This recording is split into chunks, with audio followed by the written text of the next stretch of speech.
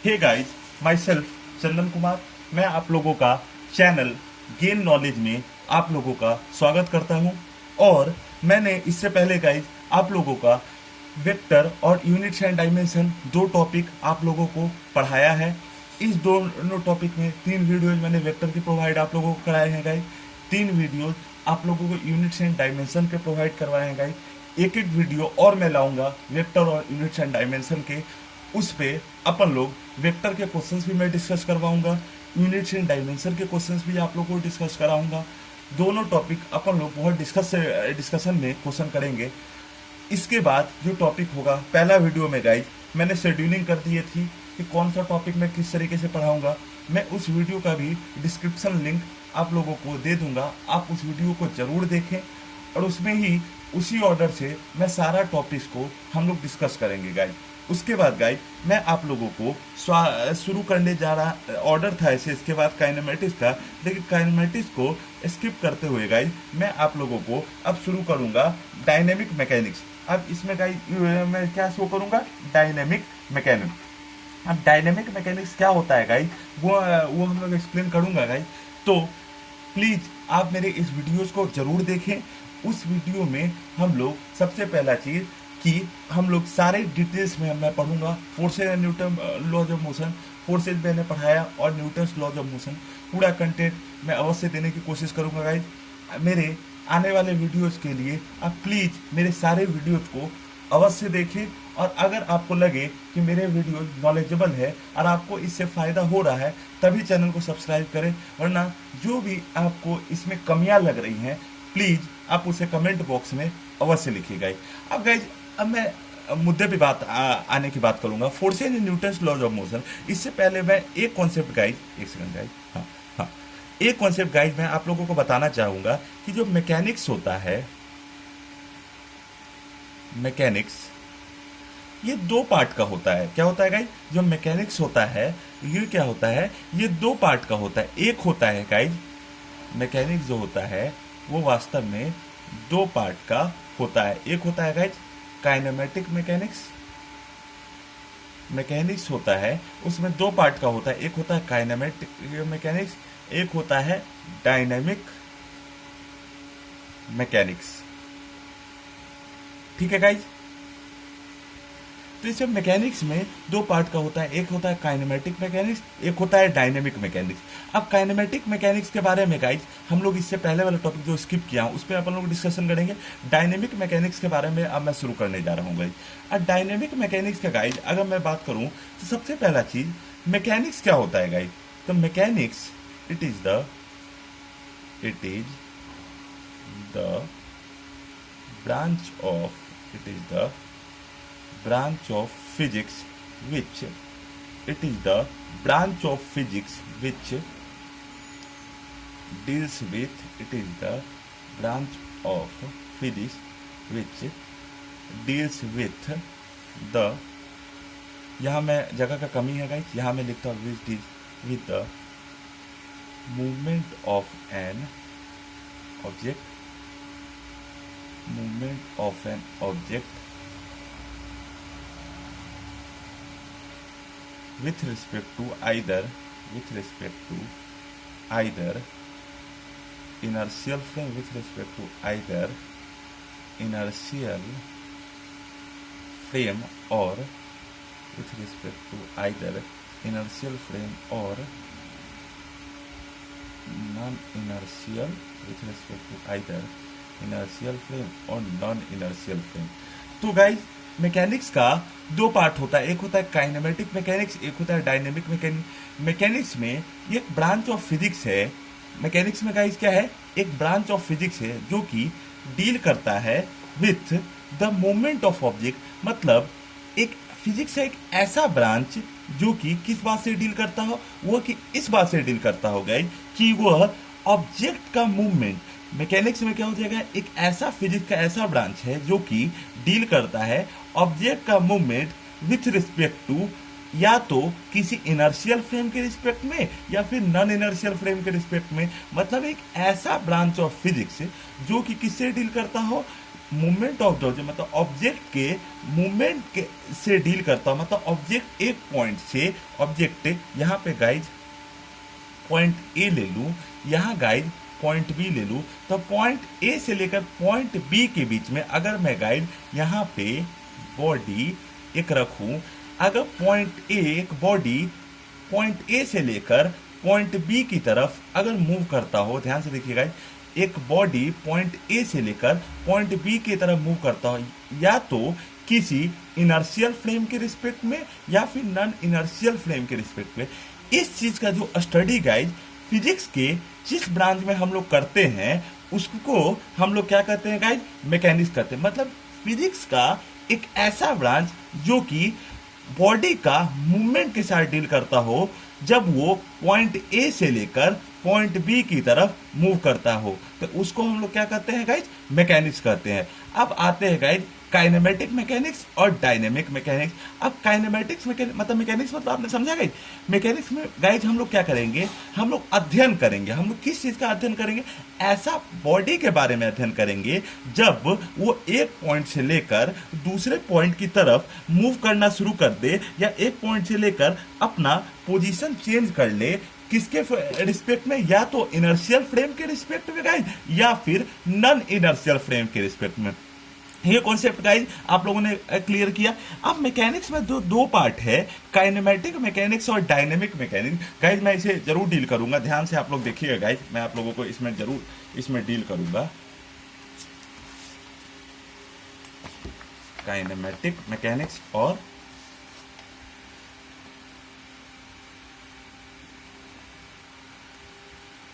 Kinematics दिख रहा है गाइज आप लोगों को, काइनेमेटिक्स काइनेमेटिक मैकेनिक्स। अब देखिए गाइस, अब काइनेमेटिक मैकेनिक्स क्या होता है गाइस। अब काइनेमेटिक मैकेनिक्स एक ऐसा टाइप है मैकेनिक्स का, it is the type of mechanics which it is the type of mechanics which deals with it is a type of mechanics which deals with the study of the body whose mass is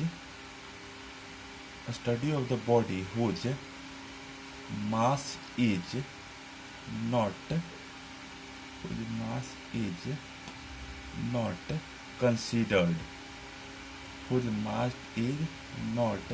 considered। ठीक है guys. अब मैं guys वही definition guys अगर मुझे लिखना होगा dynamic mechanics का,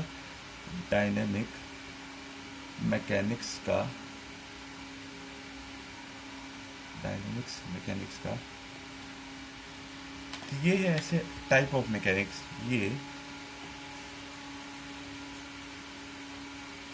एक ऐसा टाइप ऑफ मैकेनिक्स है, it is the in which body mass, it is a type of mechanics in which body mass is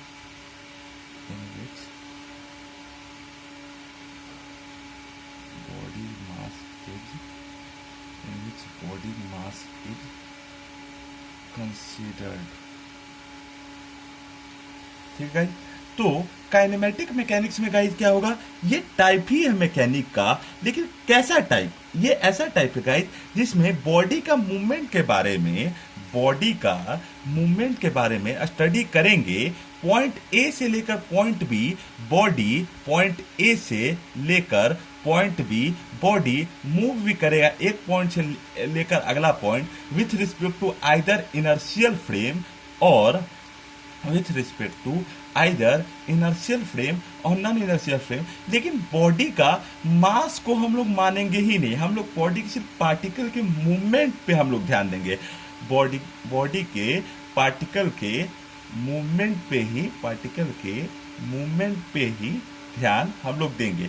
मतलब एक ऐसा मैकेनिक्स का ऐसा पार्ट जिसमें बॉडी पॉइंट ए से लेकर पॉइंट बी की तरफ पहुंचे, लेकिन बॉडी का इनर्शियल फ्रेम के रिस्पेक्ट में पहुंचे या फिर नॉन इनर्शियल फ्रेम के रिस्पेक्ट में पहुंचे, लेकिन बॉडी के मास का हम लोग कंसीडरेशन नहीं करेंगे, सिर्फ बॉडी के मूवमेंट के बारे में जानने ही में हम लोग ज्यादा इंटरेस्ट दिखाएंगे गाइस। तो ये तो होता है काइनेमेटिक मैकेनिक्स। अब होगा अगर ये पॉइंट ए है, ये पॉइंट बी है, इसको ऑब्जर्वेशन में रखा जा रहा है, इसको ऑब्जर्वेशन में कैसा फ्रेम के, या तो इनर्शियल फ्रेम के ऑब्जर्वेशन में या फिर नॉन इनर्शियल फ्रेम के ऑब्जर्वेशन में। ये पॉइंट ए है, यहाँ पॉइंट बी है, इसको ऑब्जर्वेशन में रखा गया गाइस। इसको कैसे ऑब्जर्वेशन में रखा गया, या तो इनर्शियल फ्रेम के ऑब्जर्वेशन में रखा गया या फिर नॉन इनर्शियल फ्रेम के ऑब्जर्वेशन में रखा गया। ये पॉइंट ए या पॉइंट बी एक बॉडी मान लेते हैं गाइस। क्या मान लेते हैं गाइस? एक बॉडी मान लेते हैं।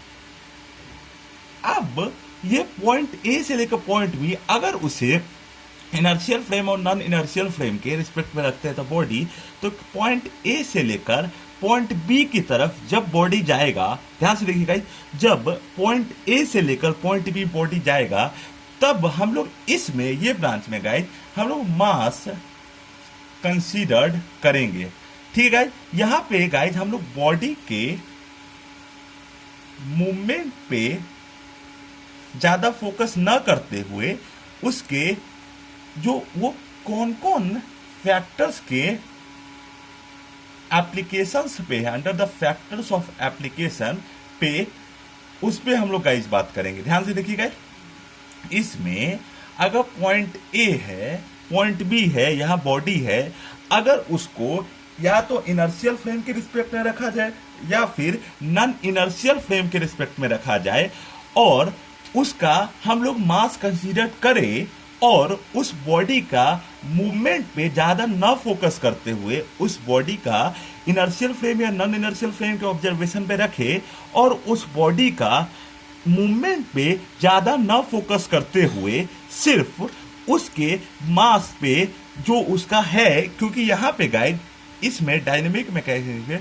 मास इसका जो होगा नॉन जीरो होगा, मतलब मास यहाँ पे गाइड हम लोग कंसीडर करेंगे, वो होता है डायनेमिक मैकेनिक्स। और उस पे वो कौन कौन से एप्लीकेशन ऑफ फोर्सेज पे वो उस पे लग रहा है, उस पे हम लोग ज्यादा स्टडी करेंगे, मतलब कौन कौन से एप्लीकेशन ऑफ फोर्सेस पे वो इन्वॉल्व है, उस पे हम लोग ज्यादा फोकस करेंगे। तो ये होता है गाइज डायनेमिक मैकेनिक्स। अब गाइज आता हूं मैं फोर्सेस के बारे में, जरा मैं डिस्कशन करता हूं।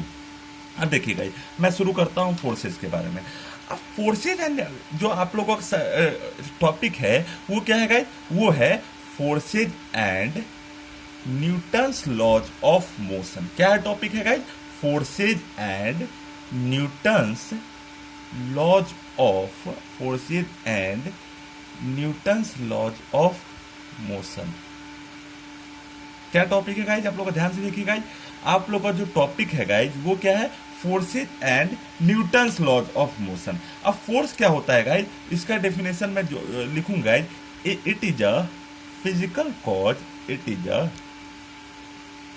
Physical cause which, it is a physical cause which changes, it is a physical cause which changes or tends to change, it is a physical cause which changes or tends to change the shape, size, change the shape, size, position, shape, size, position of an, to change the shape, size, position of an object। मतलब forces and Newton's laws of motion में guys, it is a physical causes which changes और tends to change the shape, size, position of an object. मतलब force क्या है guys? Force एक physical cause है। Cause means क्या होता है गाइज? कॉज मीन्स होता है गाइज कारण। कॉज मीन्स क्या होता है गाइज? कारण। मतलब एक ऐसा फिजिकल कॉज जो कि या तो चेंज करे या फिर चेंज कराने की कोशिश करे। मतलब क्या करा होगा? फोर्स एंड न्यूटन जो होता है एक ऐसा कारण जो कि या तो चेंज कराए या फिर चेंज करने की कोशिश करे। क्या चेंज करने की कोशिश करे? Shape, size, position of an object को चेंज करने की कोशिश, मतलब एक ऐसा कारण जो कि या तो चेंज करे या फिर चेंज करने की कोशिश करे shape, size, position of an object, उसको हम लोग गाइड करते हैं फोर्सेज। ठीक है गाइज, मतलब या तो चेंज कर भी सकता है, नहीं भी कर सकता, लेकिन कम से कम गाइज चेंज करने की कोशिश जरूर करता है। अब इसका अगर हम पूछेंगे गाइज कि फोर्सेज एग्जिस्ट कोई भी दो बॉडी के बीच में क्यों करता है, हम लोग एक बात तो समझिएगा कि फोर्स एक ऐसा फिजिकल कॉज है जो या तो चेंज करता है या फिर चेंज करने की कोशिश करता है। क्या चेंज करने की कोशिश करता है? Shape, size, position of an object को चेंज करने की कोशिश करता है गाइज। अब गाइज इसमें अगर कोई कॉजेज पूछे तो इट अराइजेज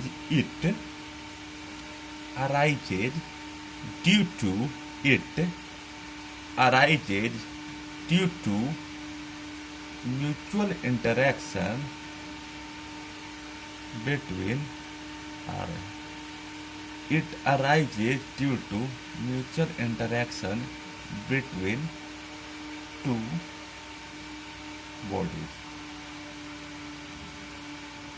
मतलब एक ऐसा फोर्स के बारे में एक चीज तो बात हम लोग जान गए गाइस कि ये एक फिजिकल कॉज है जो कि या तो चेंज करता है या फिर चेंज करने की कोशिश करता है। क्या चेंज करने की कोशिश करता है? Shape, size, position of an object. और ये मेनली अराइज होता है गाइस ड्यू टू दो बॉडी के बीच में अगर क्या एग्जिस्ट कर रहा होगा?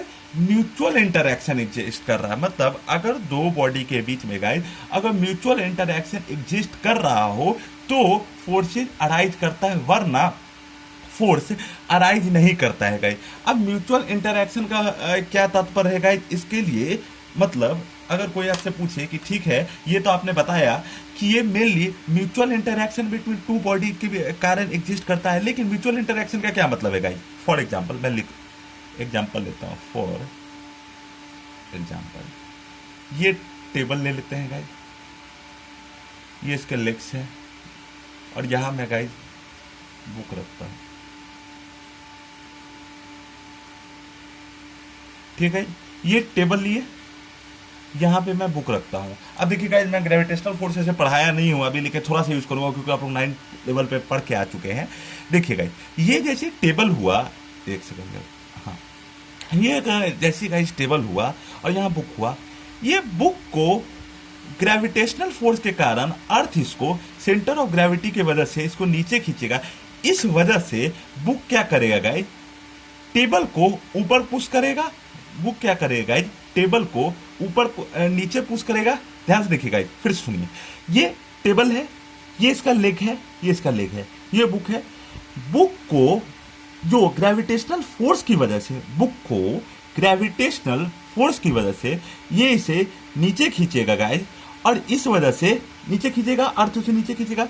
तो इस कारण बुक क्या करेगा गाइस? टेबल को नीचे पुश करेगा, और अगर टेबल को नीचे पुश किया इस वजह से ड्यू टू म्यूचुअल इंटरैक्शन इन दोनों के बीच में है, ये इसे ऊपर, ये उसे ऊपर पुश, ये उसे ऊपर क्या करेगा? पुश करेगा। अब टेबल बुक को ऊपर पुश करेगा, इसी का मतलब होता है म्यूचुअल इंटरैक्शन। ध्यान से देखिएगा, अगर ये टेबल है, ये इसकी बुक है, ये टेबल है, ये उसकी बुक है। बुक को क्योंकि उस पे ग्रेविटेशनल फोर्स लगेगा towards the centre of gravity by earth, book को टेबल पे लगेगा towards the centre of gravity by earth, उसको अगर गाइस नीचे खींचेगा तो इस वर्च्यू की वजह से बुक जो है वो टेबल को नीचे पुश करेगा। क्या करेगा गाइस? बुक टेबल को नीचे पुश करेगा, और क्योंकि बुक और टेबल के बीच में म्यूचुअल इंटरैक्शन हो रहा है, क्योंकि आपस में आप लोग कॉन्टैक्ट, नॉन कॉन्टैक्ट में भी इंटरैक्शन होता है गाइस, लेकिन मैं आपको कॉन्टैक्ट का ही एग्जांपल बता रहा हूं, मैं नॉन कॉन्टैक्ट पे आ रहा हूं। बुक को टेबल नीचे खींचेगा, बुक टेबल को नीचे पुश करेगा। क्यों? क्योंकि उस पे सेंटर ऑफ ग्रेविटी या फिर ग्रेविटेशनल फोर्स लग रहा है गाइस। क्लियर है गाइस? सिमिलरली टेबल बुक को ऊपर पुश करेगा, टेबल बुक को ऊपर पुश करेगा। क्यों पुश करेगा? सिमिलरली गाइस टेबल बुक को ऊपर पुश करेगा क्योंकि बुक ने टेबल को नीचे पुश किया, इसलिए टेबल बुक को ऊपर पुश करेगा, लेकिन वो दोनों के बीच में फोर्सेज अपन लोग बैलेंस्ड है। ठीक है, उन दोनों के बीच में फोर्सेज बैलेंस्ड है। अब देखिए गाइज, जब ये कॉन्सेप्ट आप लोग का क्लियर है तो मैं आप लोगों के लिए ये पॉइंट लिख देता हूं। Since in the above example, जरा पेन का गाइज, सिंस इन द, मेरा पेन का जरा लिंक खत्म हो गया guys, sorry guys for disturbance. हाँ, since in the above example we have seen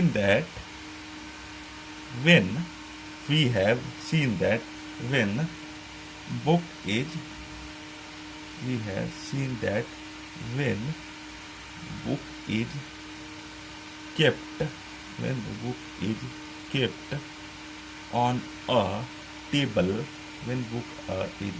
kept on a table, it is attracted by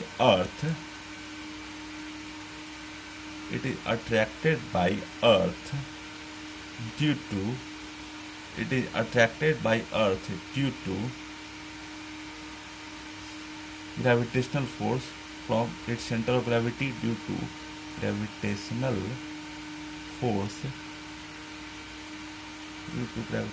force by its center of gravity,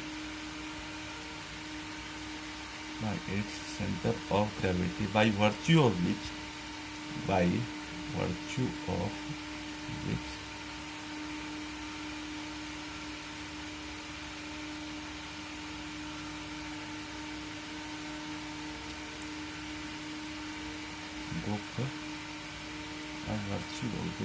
book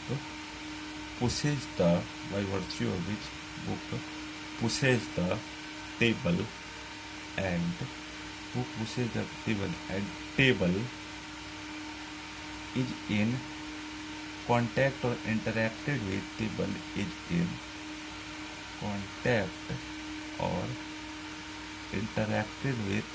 book,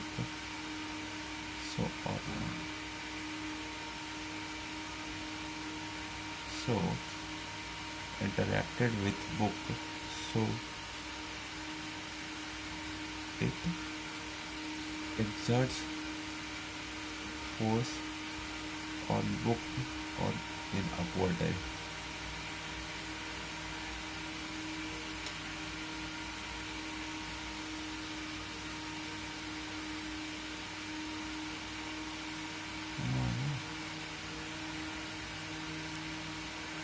मतलब guys, इसमें क्या मैं कह रहा हूँ गाइज, वही point मैंने लिखवाया गाइज।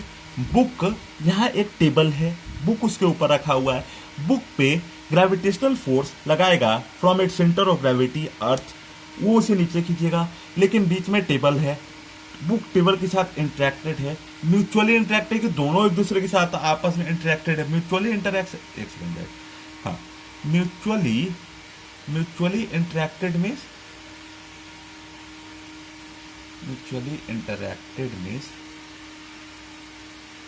both are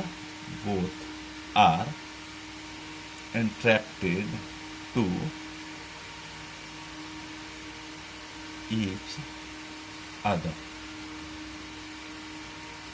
मतलब गाइज, यहाँ पे गाइज मैंने क्या बोला कि फॉर एग्जाम्पल बुक, अगर यहाँ बुक को टेबल के ऊपर अगर रख देंगे गाइज, तो बुक पे क्योंकि फोर्स लग रहा है guys from its centre of gravity, book table को नीचे पुश करेगा गाइज। सिमिलरली क्योंकि टेबल बुक के साथ इंटरेक्टेड है, इस वजह से टेबल बुक को ऊपर पुश करेगा गाइज। तो एक एग्जांपल मैंने बताया कि फोर्स क्यों अराइज होता है, due to mutual interaction. Force क्यों अराइज होता है guys, due to mutual interaction. अब गाइज, इसमें एक सवाल ये होता है कि क्या फोर्स जो होता है, सबसे पहला चीज इसमें क्या होता है, इसमें सवाल ये होता है गाइज कि क्या जो फोर्स होता है सिर्फ एक लिविंग बॉडी लगा सकता है कि नॉन लिविंग बॉडी। ये सवाल बहुत ही मतलब खराब सवाल है, लेकिन मैं लिख लेता हूं, is force can be exerted is force can be exerted by either living body or either living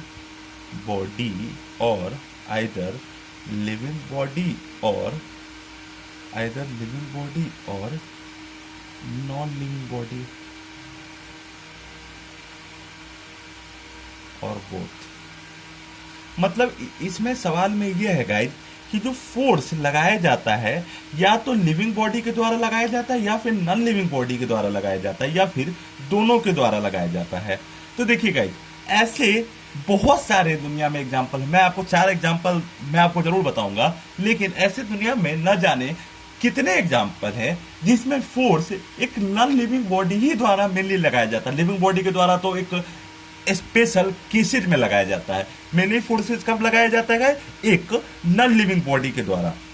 अब देखिए गाइस, कुछ मत कीजिएगा, एक पार्ट लिए, एक फिक्स्ड पार्ट लिए, उससे एक वायर कनेक्ट कर दिए, इसमें हम लोग एक वायर कनेक्ट कर दिए, यहाँ पे क्या रख दिए? बॉडी। इसमें क्या आ जाता है गाइस? टेंशन आ जाता है गाइस। अब ये टेंशन क्या होता है गाइस, उसको मैं डिटेल में पढ़ाऊंगा। देखिए गाइस, ये पॉइंट फिक्स्ड है, उस पॉइंट से कनेक्ट करते हुए एक बॉडी लगा दिए। एक पॉइंट फिक्स है, एक फिक्स पॉइंट फिक्स है, उस फिक्स पॉइंट से कनेक्ट करते हुए एक बॉडी लगा दिए, एक वायर लगा दिया, और ये नीचे नहीं गिर रहा है, तो ये वायर पे एक फोर्स आ जाता है जिसकी वजह से ये भी इस पे फोर्स लगाया है। एक वायर इस पे खुद एक कोई ना कोई एक ये वायर एक फोर्स एक्सपीरियंस कर रहा है, और जिसके वजह से वो बॉडी पे एक फोर्स लगा रहा है, क्योंकि वो बॉडी के साथ म्यूचुअल इंटरेक्शन में है। और क्योंकि बॉडी के साथ म्यूचुअल इंटरेक्शन में, इस वजह से ये बॉडी को नीचे नहीं गिरा। तो इसमें एक बात बताइए, इसमें कोई भी चीज गाइड, ये क्या एक नॉन लिविंग बॉडी है, living body? Non living body है। तो मैं लिख भी देता हूं गाइज, यहां लिख देता हूं guys, the body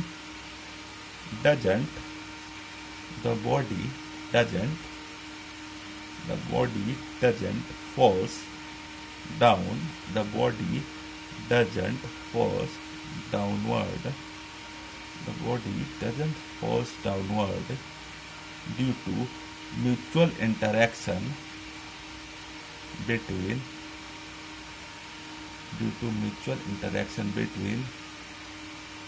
rope, due to mutual interaction between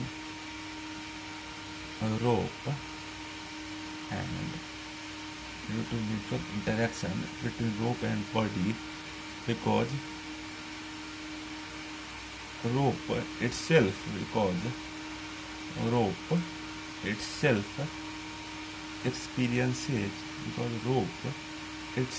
experiences a force, and due to its mutual interaction with body and due to its mutual interaction between the with body, it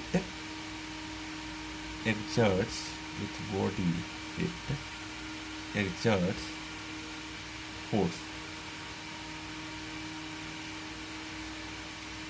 मतलब guys यहाँ पे मैंने क्या कहा guys, यहाँ पे guys मैंने ये कहा कि अगर यहाँ पे एक पॉइंट फिक्स कर दे, यहाँ एक बॉडी लगा दे, इस पे एक टेंशन आएगा, बॉडी नीचे नहीं गिर रही है गाइज। बॉडी नीचे क्यों नहीं गिर रही है गाइज? क्योंकि वायर रोप इसे पकड़ के रखा हो। रोप इसे क्यों पकड़ के रखा हो? क्योंकि रोप इटसेल्फ एक फोर्स एक्सपीरियंस कर रहा है, और क्योंकि रोप बॉडी के साथ इटसेल्फ कांटेक्ट में है, इस वजह से गाइज वो बॉडी को भी नीचे नहीं गिरने दे रहा है। और ये बॉडी कब गिर सकता है गाइज? ये बॉडी तब गिर सकता है गाइज जब बॉडी रोप के साथ म्यूचुअल इंटरेक्शन में ना हो। और म्यूचुअल इंटरेक्शन में ना होने का मतलब क्या हो जाएगा? ये टूट जाए। तो अगर बॉडी के साथ म्यूचुअल इंटरेक्शन है तो बॉडी पे फोर्स लगता है गाइज। और इसमें गाइज देखिए, कोई भी कहीं भी लिविंग बॉडी नहीं है, सारे rope fixed point body, non living body है। ये एग्जांपल है कि एक नॉन लिविंग बॉडी भी फोर्स लगा सकता है। इसका एक और एग्जांपल मैं आप लोगों को दिखाता हूं गाइस। आपने देखा होगा कि देखिए, ये एक ऐसे कॉम्ब ले लीजिए,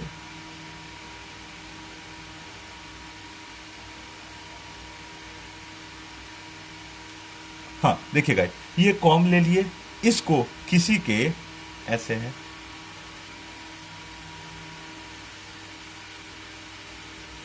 किसी के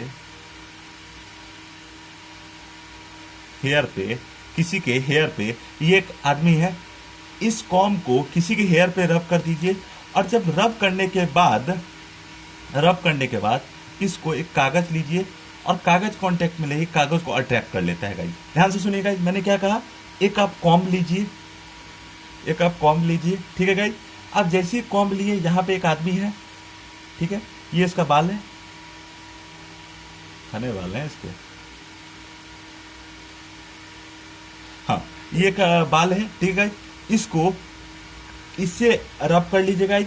रब करने के बाद इसको एक कागज के साथ आप कांटेक्ट में लाइए, कागज को अट्रैक्ट कर लेगा गाइस। अब देखिए गाइस, इसमें क्या हुआ, अगर ये कॉम्ब जैसे बॉडी के साथ, सॉरी हेयर के साथ, इस आदमी के हेयर के साथ कांटेक्ट में है, ये इसके साथ चार्ज हुआ, उसके साथ क्या हो गया गाइस, चार्ज हुआ।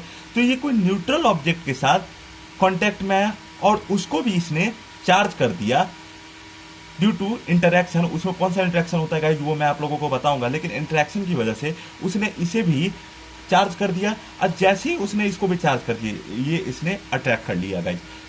इसमें आप लोगों को समझ में आ ही गया होगा। तो देखिए गाइस, इसमें भी गाइस क्या है, फोर्स कौन लगा रहा है, ये किस पे लग रहा है गाइस, इस पे।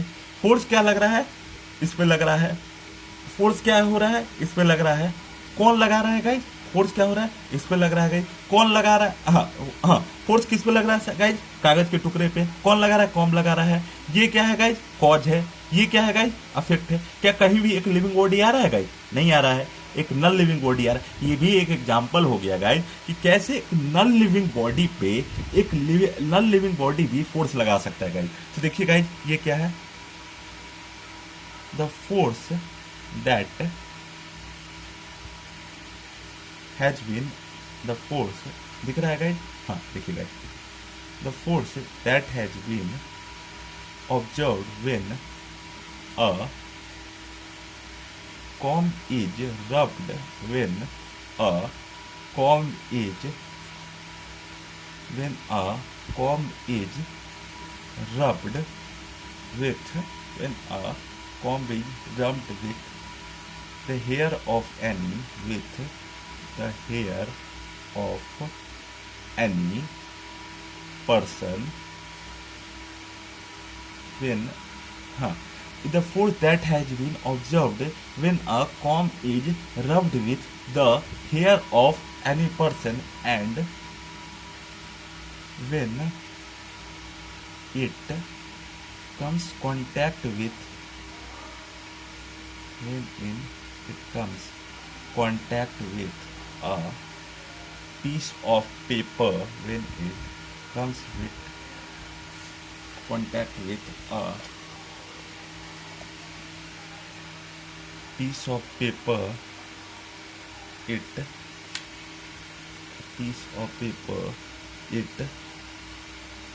also attracts, it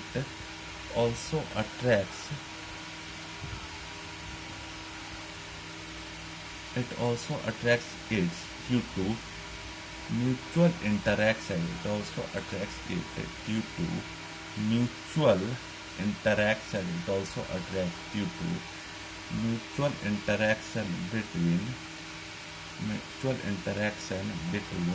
comb and hair. Guys क्या हुआ, मैंने एक कंघी लिया, उसको किसी के हेयर पे रब किया, उसके वजह से क्या हो गया गाइस, कंघी चार्ज हो गई। जैसे ही कंघी चार्ज हो गई, उसने किसी न्यूट्रल ऑब्जेक्ट कागज को अट्रैक्ट कर लिया गाइस। जैसे ही न्यूट्रल ऑब्जेक्ट कागज को अट्रैक्ट कर लिया गाइस, जैसे ही न्यूट्रल ऑब्जेक्ट कागज को अट्रैक्ट कर लिया, तो क्यों अट्रैक्ट किया, फोर्स लगा किस पे गाइस, फोर्स लगा इस पे, कागज पे। कौन लगाया, कंघी लगाया, फोर्स हुआ। कौन लगाया, कंघी लगाया। ये क्या हुआ गाइस, कॉज हुआ। क्यों लगा, due to mutual interaction, due to mutual interaction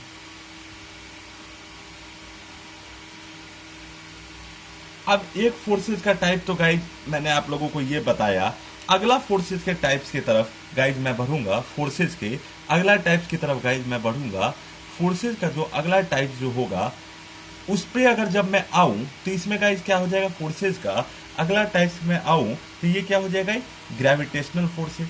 अब ग्रेविटेशनल फोर्सेज क्या होता है गाइज, ग्रेविटेशनल फोर्स, इसके बारे में गाइज मैं काफी डिटेल में ग्रेविटेशन चैप्टर में ऐसे मैं डील करूंगा, लेकिन थोड़ा सा मैं आप लोगों को बता देता हूं गाइज। देखिए ग्रेविटेशनल फोर्स क्या होता है, अकॉर्डिंग, मैं स्टेटमेंट लिख देता फिर समझा देता हूं।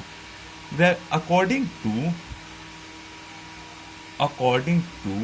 The concept of according to the concept of the according to the concept of the gravitational force, according to the concept of the gravitational force, every object in the universe, every object in the universe, every object in the universe attracts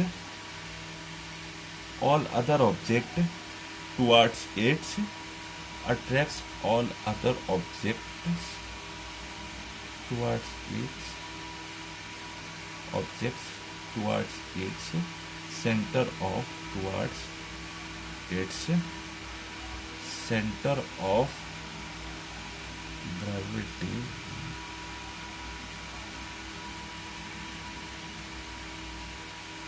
अब centre of gravity क्या होता है guys, gravitation में आऊंगा मैं। देखिए forces और gravitational force के बारे में मैं अगर स्टडी करूं, ये कह रहा है गाइस कि दुनिया में जितने पार्टिकल्स हैं, ऑब्जेक्ट, सॉरी पार्टिकल्स मैं नहीं बोलूंगा, जितने ऑब्जेक्ट्स हैं वो सारे यूनिवर्स में एक दूसरे को अट्रैक्ट करते हैं टुवर्ड्स इस centre of gravity, towards its centre of gravity, और इसी को हम लोग क्या कहते हैं, ग्रेविटेशनल फोर्स। अब देखिए ग्रेविटेशनल फोर्स मैंने क्या कहा गाइस कि दुनिया में जितने ऑब्जेक्ट होते हैं गाइज, जैसे मैं एक सेकंड लेना चाहूंगा, थोड़ा सा टाइम और लूंगा मैं गाइज आप लोगों का। जैसे मान लीजिए गाइज यहाँ पे मान लीजिए गाइज मास m1 है और यहाँ गाइज मास मान लेते हैं m2 है, ठीक है। मास m1 m2 इन दोनों के बीच में ये इसका क्या है गाइज, ये इसका सेंटर ऑफ ग्रेविटी है, ये r डिस्टेंस से सेपरेटेड है।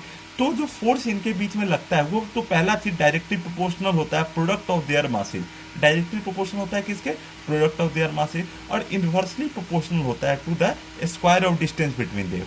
तो क्या मैं इसी को जरा सा संभल के लिखूंगा, तो क्या force directly proportional to m1 m2 upon r square नहीं लिख सकता हूँ? बिल्कुल लिख सकता हूँ। मैंने क्या कहा गाइस, कोई दो ऑब्जेक्ट है, मास m1 है, मास m2 है, उसको r डिस्टेंस से अगर वो सेपरेटेड है तो उन दोनों के बीच में जो ग्रेविटेशनल फोर्स लगता है वो डायरेक्टली प्रोपोर्शनल होता है प्रोडक्ट ऑफ देयर मासेज, और इनवर्सली प्रोपोर्शनल होता है to the square of distance between them. अब फोर्स डायरेक्टली प्रोपोर्शनल क्या हो जाएगा, m1 m2 upon r square. अब क्योंकि प्रोपोर्शनलिटी साइन को हटाते हैं गाइज, तो उसके लिए एक कांस्टेंट लाना पड़ेगा गाइज, जिसका होता है, जिसको हम लोग रिप्रेजेंट करते हैं g m1 m2 upon r square. अब g क्या होता है गाइज, g एक कांस्टेंट है गाइज, जिसको अपन लोग यूनिवर्सल ग्रेविटेशनल कांस्टेंट भी कहते हैं। मतलब गाइज जी एक कांस्टेंट है गाइज, जिसको अपन लोग क्या कहते हैं, यूनिवर्सल ग्रेविटेशनल कांस्टेंट। अब इसका वैल्यू गाइज, कुछ नहीं होगा, इसका वैल्यू होगा गाइज 6.67 इंटू 10⁻⁻11। अब देखिए इसका यूनिट पे बात करेंगे गाइज जी, तो जी को गाइज हम लोग कैसे लिख सकते हैं गाइज, जी को ऐसे लिख सकते हैं f into r square upon m1 m2। f का यूनिट क्या होता है guys, Newton.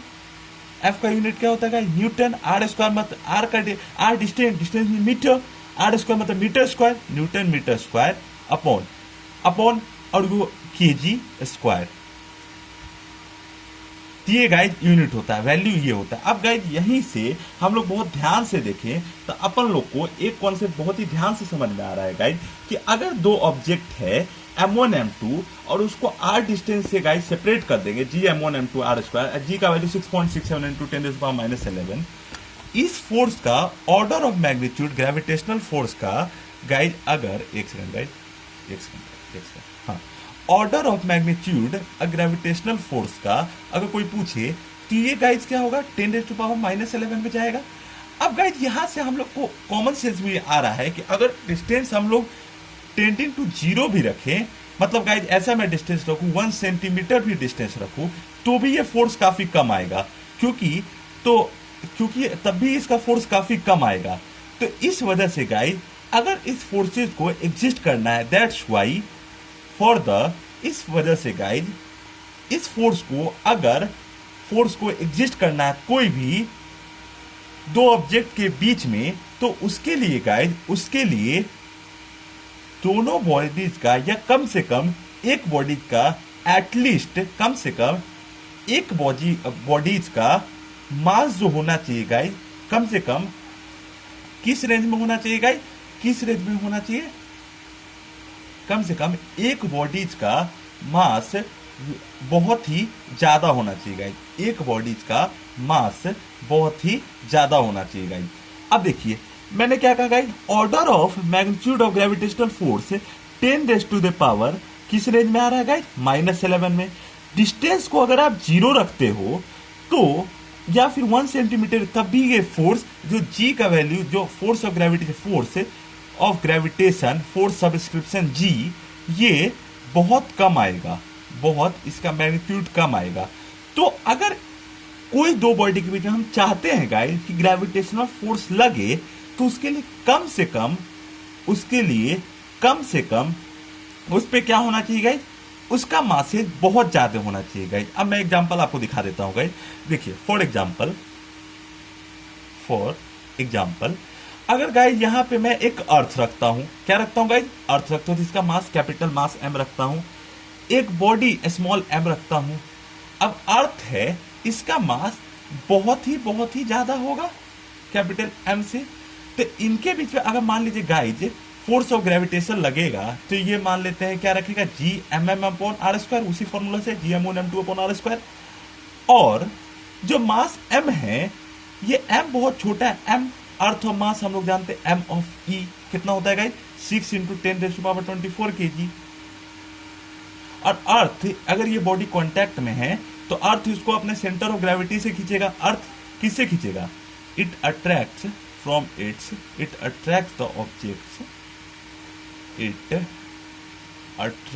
The object from its और centre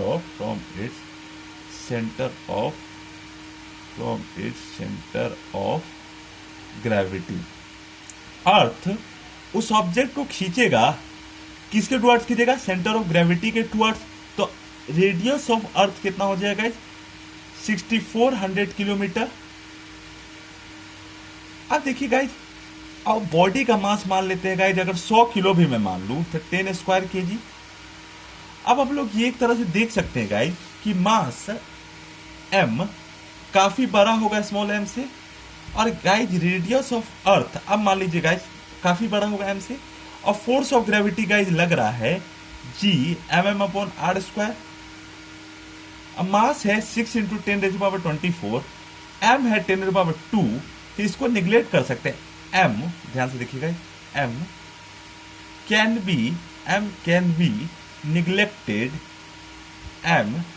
B neglected with respect to capital M। m can be neglected with respect to capital M। तो formula क्या हो जाएगा, तो अगर फॉर्मूला आप लोगों से पूछे तो हो जाएगा, हाँ, तो फॉर्मूला गाइज हो जाएगा force of gravity Gm/r²। Force of gravity क्या हो जाएगा, Gm/r² हो जाएगा गाइज। अब देखिए गाइज, इसी चीज को मैं थोड़ा विस्तार और करूंगा कि अगर मैं यहाँ पे बॉडी अर्थ है, मास m है, इसके बीच में डिस्टेंस मैं मान लो तो m, इसके सेंटर ऑफ ग्रेविटी के बीच में डिस्टेंस अगर मान लेता हूं r, इसका रेडियस ऑफ अर्थ मान लेता हूं गाइज r ऑफ E। तो तब अगर कोई फोर्स पूछे तो क्या हो जाएगा, Gmm गाइज सरफेस से है गाइज ये डिस्टेंस, सॉरी गाइज, हाँ सरफेस से, तो क्या हो जाएगा Gmm/re + r का होल स्क्वायर। अब ये भी हम लोग कर सकते हैं गाइज, RE का वैल्यू जो है रेडियस ऑफ अर्थ बहुत ग्रेटर होगा, जो उन दोनों के बीच में डिस्टेंसेज होगा बहुत ही ज्यादा ग्रेटर होगा, और तो इसलिए guys R can be neglected with respect to R can be neglected with respect to R और similarly M can be, M को भी गाइज निग्लेक्ट कर सकते हैं। सिमिलरली एम को भी निग्लेक्ट कर सकते हैं गाइज, एम को भी निग्लेक्ट कर सकते हैं guys with respect to capital M. Capital M का मतलब तात्पर्य क्या है गाइज, एम ई, और एम का यहाँ तात्पर्य क्या है, एम ऑफ बी। तो फोर्स ऑफ ग्रेविटी जो गाइज लग जाएगा, ये क्या लग जाएगा, जीएम अपॉन आर ई का होल स्क्वायर। अब देखिए गाइज, अगर कोई दो बॉडी, ये अर्थ है, मास एम डिस्टेंस है, अगर इसे छोड़ा जाए, इसे अगर लीव किया जाए, तो इसके पास कुछ ना कुछ एक्सेलरेशन हो जाएगा। और जो एक्सेलरेशन ये फील करता है गाइस, जब इस बॉडी का मास स्मॉल एम है, इसका डिस्टेंस कैपिटल आर है फ्रॉम अर्थ सरफेस, और सेंटर ऑफ ग्रेविटी से आर ई प्लस आर है, वो फील करता है गाइस जीएम अपॉन आर ई का होल स्क्वायर। मतलब अगर इस ऑब्जेक्ट को फ्रीली छोड़ा जाए और अर्थ से ये डिस्टेंस हो R E plus capital R, तो ये कितना फील करता है guys, acceleration due to gravity. ये एक्सेलरेशन ड्यू टू ग्रेविटी ये फील करता है गाइज, इतना फील करता है, जीएम अपॉन आर ई का होल स्क्वायर। अब गाइज सिमिलरली अगर कोई पूछे कि चलिए आपने एक्सेलरेशन ड्यू टू ग्रेविटी आपने बोल तो दिया, लेकिन अगर आपसे कोई पूछे कि एक्सेलरेशन ड्यू टू ग्रेविटी क्या होता है गाइज, अगर कोई पूछे guys acceleration due to gravity, ये गाइज पहला तो ये केस होता है, किसके केस में होता है गाइज, फ्री फॉल के केस में होता है। फ्री फॉल मतलब क्या, अगर किसी बॉडी पे सिर्फ फोर्स ऑफ ग्रेविटी ही लगे, force of gravity he non zero, उसको छोड़ के रेस्ट ऑल अदर फोर्सेज अगर जीरो हो जाए, या फिर गाइज इसको अपन लोग ऐसे लिख सकते हैं, summation of F others equals to zero, इस कंडीशन गाइज अपन लोग क्या कहते हैं, फ्री फॉल करते हैं। अब गाइज आप लोगों से पूछिए कि एक्सेलरेशन ड्यू टू ग्रेविटी भैया क्या होता है बताओ, तो देखो गाइज ये होता है guys, it is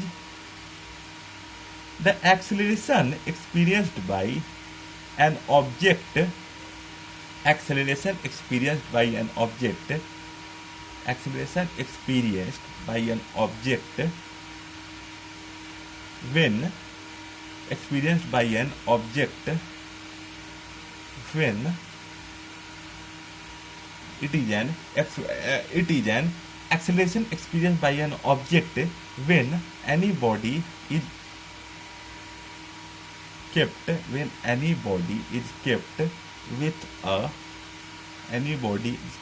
with some distance from earth surface. Some distance क्यों बोले गाइस, सम डिस्टेंस इसलिए बोले कि उसका डिस्टेंस अर्थ सरफेस के रेडियस के रिस्पेक्ट में नेग्लेजिबल हो, earth surface and it is under free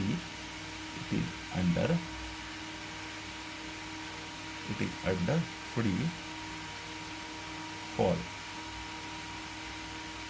मतलब गाइज अगर फोर्स ऑफ ग्रेविटी आप लोगों से पूछे तो ये होता है, it is the acceleration experience by an object, मतलब ये एक एक्सेलरेशन एक्सपीरियंस किया जाता है बाय एन ऑब्जेक्ट जब किसी एक ऑब्जेक्ट सिर्फ एक under of application of free fall हो, मतलब सिर्फ उसमें फ्री फॉल लगे और कोई भी फोर्स नहीं लगे, और वो कुछ डिस्टेंस हो, कुछ डिस्टेंस क्यों गाइस, क्योंकि उसका डिस्टेंस अर्थ सरफेस के रिस्पेक्ट में नेग्लिजिबल होगा, तो उसको हम लोग क्या कहते हैं, उसको उस फोर्सेस को गाइज हम लोग क्या कहते हैं, उस फोर्सेस को गाइज हम लोग कहते हैं, उस वजह से उस बॉडी पे जो एक्सेलरेशन लग रहा है, जो एक्सेलरेशन वो फील कर रहा है, उसको कहते हैं guys acceleration due to gravity. अब ध्यान से देखिए गाइज, मैं आप लोगों को थोड़ा सा यहाँ एलोबरेट करूंगा, मैं करूंगा गाइज जरूर एलोबरेट, कैसे एलोबरेट मैं करूंगा। अब देखिए गाइज, कुछ लोग ये सोच सकते हैं कि अगर फोर्स ऑफ ग्रेविटी क्या हो जाएगा guys, GM upon R E square. अब कुछ लोग ये सोचेंगे गाइज कि जी भी यहाँ कांस्टेंट है, या स्टार मतलब कांस्टेंट है, एम भी यहाँ कांस्टेंट है, आर ई भी यहाँ कांस्टेंट है, तो इस वजह से force of gravitation acceleration due to gravity, acceleration due to gravity constant होगा। हाँ, बात सही है गाइस कि acceleration due to gravity constant होगा, लेकिन अगर अर्थ सरफेस से, हाँ, अर्थ सरफेस से अगर मास m है, ये मास m1 है, मास m2 है, दोनों अगर r डिस्टेंस पे है, तो अगर m2 का मास m1 से ज्यादा है और r डिस्टेंस पे, तब भी जो टाइम होगा, the time required by masses, the time required by masses to fall on earth's surface when it is dropped to fall on earth's surface is different.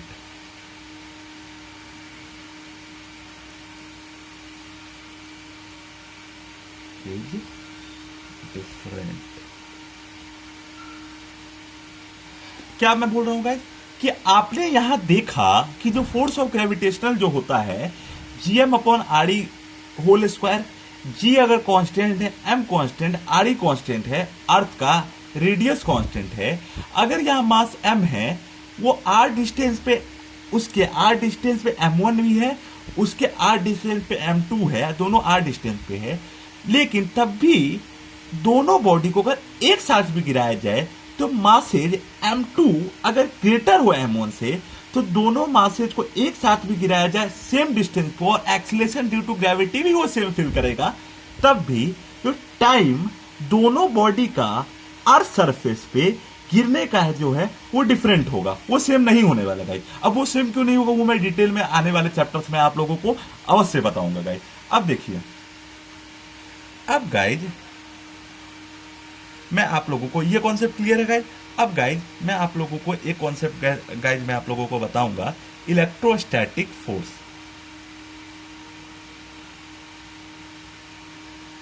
अब इलेक्ट्रोस्टैटिक फोर्स का मतलब क्या हो गया गाइज, क्योंकि इस पे अपन लोग पूरा एक चैप्टर ही पढ़ेंगे, तो इस पे मैं ज्यादा टाइम खराब नहीं करूंगा। इस पे हम लोग इलेक्ट्रोस्टैटिक्स में पूरा हम लोग चैप्टर ही डील करेंगे।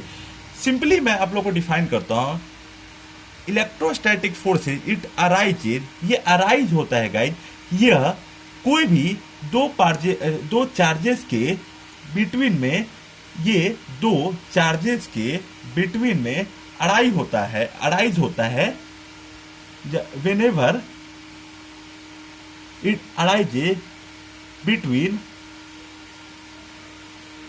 Any two bodies, it arises between any two bodies when it arises when any two bodies is charged, it arises when any two body is charged when it is kept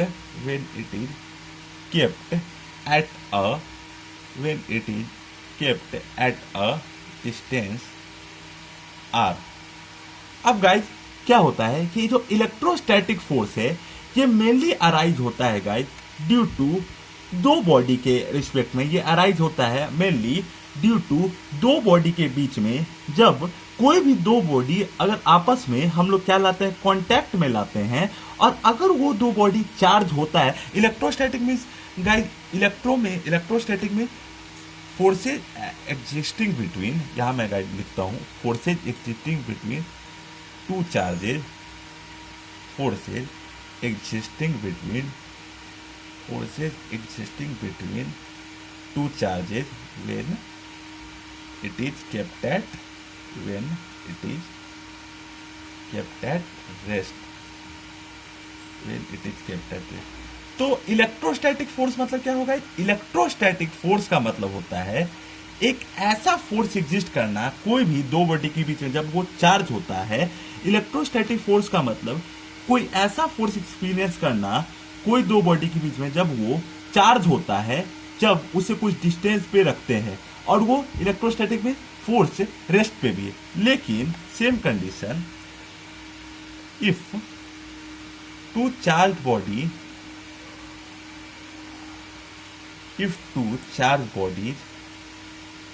kept in if two charged bodies kept in contact, if kept in motion नहीं, bring in motion, then bring in motion, then the force experienced by it, then the force experienced by it is, then the force experienced by it is different.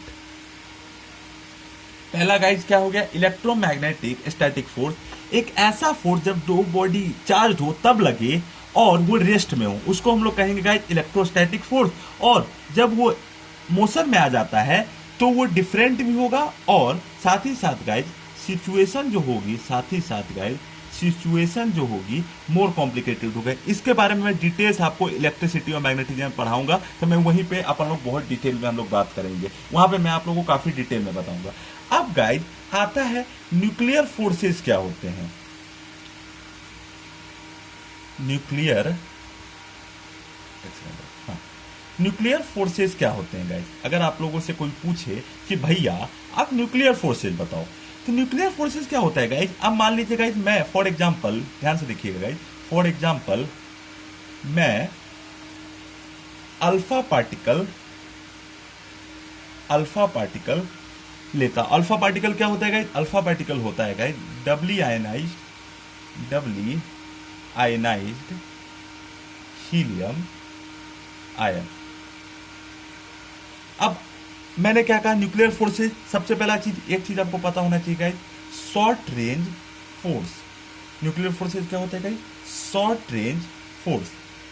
अब देखिए nuclear forces क्या होता है guys, for example मैं एक alpha particle हूं, alpha particle मतलब डबली ionised helium ion. अब थोड़ा सा आप लोग इलेक्ट्रॉनिक कन्फिग्रेशन जानते होंगे गाइज, तो हीलियम का एटॉमिक नंबर 2 होता है, मास नंबर 4 होता है, ये एटॉमिक नंबर है, ये क्या है गाइज एटॉमिक नंबर, ये क्या है mass number. Mass number guys क्या होता है, number of proton plus number of neutron, ये एटॉमिक नंबर। और एटॉमिक नंबर क्या होता है गाइज, एटॉमिक नंबर क्या होता है, इसी में जो एटॉमिक नंबर है, नंबर ऑफ इलेक्ट्रॉन क्या होता है, जो एटॉमिक नंबर जिसको अपन लोग डिनोट करते हैं एन से, वो क्या हो जाता है number of proton plus number of neutron, ये होता है गाइज। तो मैं क्या कहा, एक हीलियम आयन लिया He2 4, अब इसको मैं आयनाइज कर दूंगा। आयनाइज करने का मतलब गाइज ध्यान से देखिए गाइज, अगर He2 ले लूंगा तो He2 जो 4 है हीलियम, एटॉमिक नंबर 2 मास 4, इसमें से अगर 2 इलेक्ट्रॉन चला जाएगा, तो अगर ये 2 इलेक्ट्रॉन लूज कर देगा तो इसके बाद गाइज कितना हो जाएगा, He2 4 प्लस 2 इलेक्ट्रॉन, हाँ He2 प्लस 4 2 इलेक्ट्रॉन हो जाएगा, डबली आयनाइज्ड हीलियम आयन। तब इसके पास गाइज नंबर ऑफ प्रोटॉन और नंबर ऑफ न्यूट्रॉन, हाँ नंबर ऑफ प्रोटॉन और नंबर ऑफ न्यूट्रॉन क्या हो जाएंगे, नंबर ऑफ प्रोटॉन और नंबर ऑफ न्यूट्रॉन, तो इसमें क्या होंगे, इलेक्ट्रॉन जाएगा ना बाहर गाइज, तो नंबर ऑफ प्रोटॉन और नंबर ऑफ न्यूट्रॉन तो गाइज 2 हो जाएंगे। क्यों हो जाएंगे, 2 हो जाएंगे क्योंकि कुल मिलाकर 4 थे, 2 इलेक्ट्रॉन चले गए, 2 गए किस में से होंगे, जो एटॉमिक नंबर है उसमें, जो टोटल एटॉमिक नंबर उसमें से गए होंगे, 2 इलेक्ट्रॉन गए होंगे, ये डबली आयन है।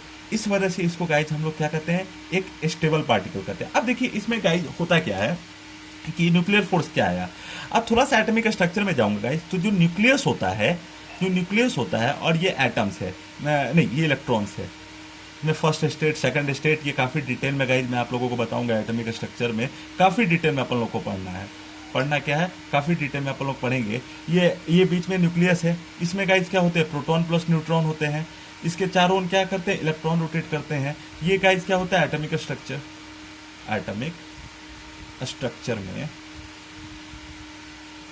बीच में न्यूक्लियस होते हैं, उसमें क्या होते हैं, प्रोटॉन और न्यूट्रॉन होते हैं, उसके चारों ओर क्या मूव करते हैं, इलेक्ट्रॉन मूव करते हैं। बीच में न्यूक्लियस है, उसमें क्या होता है, प्रोटॉन और न्यूट्रॉन होते हैं एटॉमिक स्ट्रक्चर में, उसके चारों ओर मूव क्या करते रहते हैं, इलेक्ट्रॉन मूव करते रहते हैं गाइज। ये एक दूसरे को अट्रैक्ट क्यों किए रहते हैं गाइज, सेंट्रीपिटल फोर्स के कारण। सारा मैं डिटेल्स आपको सर्कुलर मोशन में दूंगा। अब देखिए गाइज, जो एटम का साइज होता है, एटम का अगर आप लोगों से कोई पूछे, एक सेकंड गाइज, सॉरी गाइज, हाँ एटम का गाइज जो होता है, जो साइज ऑफ एटम होता है वो क्या होता है गाइज, 10⁻⁻21 मीटर क्यूब। और अगर इसी से आपसे साइज ऑफ न्यूक्लियस पूछ ले, साइज ऑफ न्यूक्लियस अगर आप लोगों से पूछ ले, तो ये क्या साइज ऑफ न्यूक्लियस अगर गाइज आप लोगों से पूछ ले, तो ये क्या होता है, 10⁻42 metre cube. Size of atom, हाँ सॉरी ये गाइस 23 होता है, ये 44 होता है। साइज ऑफ एटम अगर 10⁻⁻21 metre cube, size of nucleus क्या होता है गाइस 10⁻⁻44 मीटर क्यूब।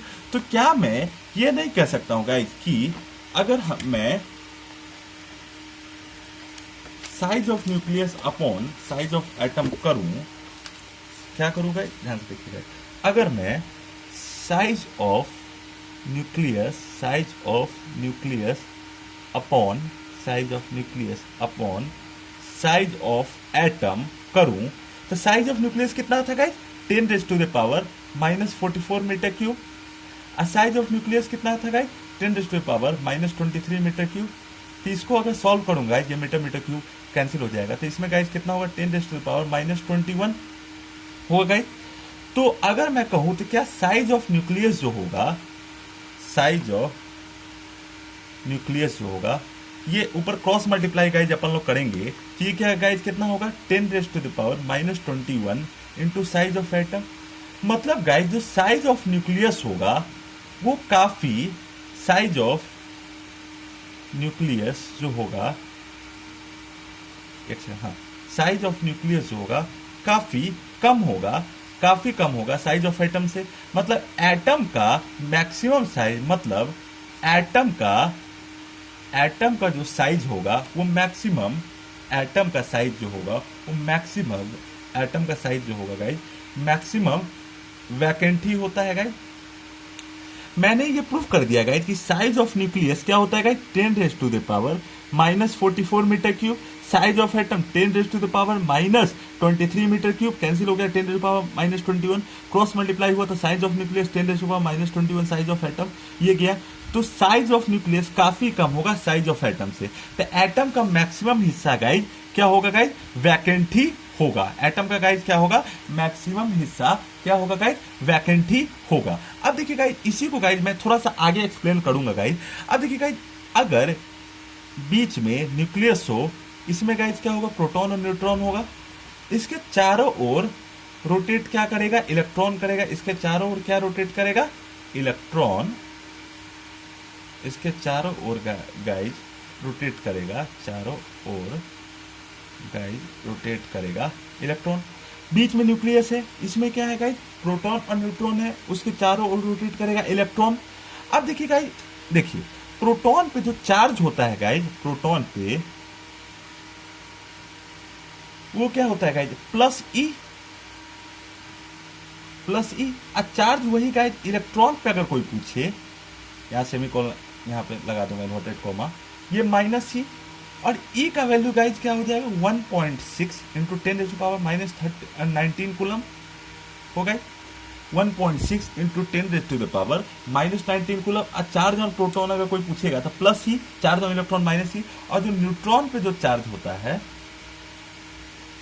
चार्ज पे जो न्यूट्रॉन होता है वो गाइस क्या होता है, जो चार्ज जो न्यूट्रॉन पे होता है, न्यूट्रॉन पे जो चार्ज होता है वो क्या होता है न्यूट्रल होता है। अब देखिए गाइस ये मैं देख रहा हूं न्यूक्लियस में प्रोटॉन और न्यूट्रॉन दोनों हैं, न्यूक्लियस में प्रोटॉन न्यूट्रॉन दोनों हैं, उसके चारों ओर क्या रोटेट कर रहा है गाइस इलेक्ट्रॉन रोटेट कर रहा है। न्यूक्लियस में बीच में क्या है गाइस प्रोटॉन और न्यूट्रॉन दोनों है, उसके चारों ओर क्या रोटेट कर रहा है गाइस इलेक्ट्रॉन रोटेट कर रहा है। तो जो प्रोटॉन पे जो चार्ज होगा, ध्यान से देखिए गाइस, न्यूक्लियस है उसके चारों ओर क्या रोटेट कर रहा है प्रोटॉन, और उसके चारों इलेक्ट्रॉन रोटेट कर रहा है, और उसके बीच में क्या है प्रोटॉन और न्यूट्रॉन है। तो चार्ज अगर प्रोटॉन पे होगा प्लस ही, इलेक्ट्रॉन पे माइनस ही, तो क्योंकि हम ये भी देख रहे हैं कि प्रोटॉन पॉजिटिवली चार्ज है, न्यूट्रॉन चार्ज है ही नहीं, न्यूट्रल क्वांटिटी है, तब भी प्रोटॉन क्या न्यूट्रॉन को तोड़ के क्या न्यूक्लियस से क्या गाइस बाहर आ रहा है, प्रोटॉन न्यूट्रॉन को तोड़ के क्या न्यूक्लियस से बाहर आ रहा है, नहीं आ रहा है। प्रोटॉन पॉजिटिवली चार्ज होते हैं, वो न्यूट्रॉन न्यूट्रल चार्ज होते हैं, इलेक्ट्रॉन जो उसके चारों ओर रोटेट करते रहता है, ऑर्बिट में मूव करते रहता है सर्कुलेटरी मोशन में, वो नेगेटिवली चार्ज होते, क्या ये बाहर आ रहा है गाइस, नहीं आ रहा है बाहर।